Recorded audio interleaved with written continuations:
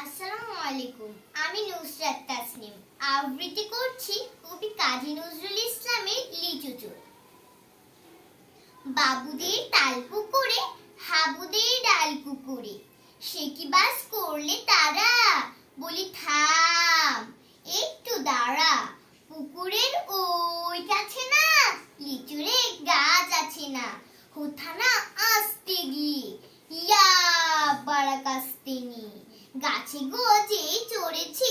ছোট এক ডাল ধরেছি, ও বাবা মরাত করে পড়েছি সরাত জোরে, পড়বি পর মালির ঘাড়ে, সে ছিল গাছের আড়ে, বেটা ভাই বড় নচ্ছার, ধুমাধুম গোটা দুচ্চার,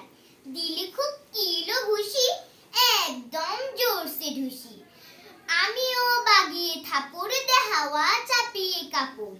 লাফিয়ে ডিঙোনো দেয়াল, দেখি এক ভিটেরে শেয়াল, আরে ধ্যাত শেয়াল কোথা, ভেলোটা দাঁড়িয়ে হোথা, দেখে যেই আটকে ওঠা,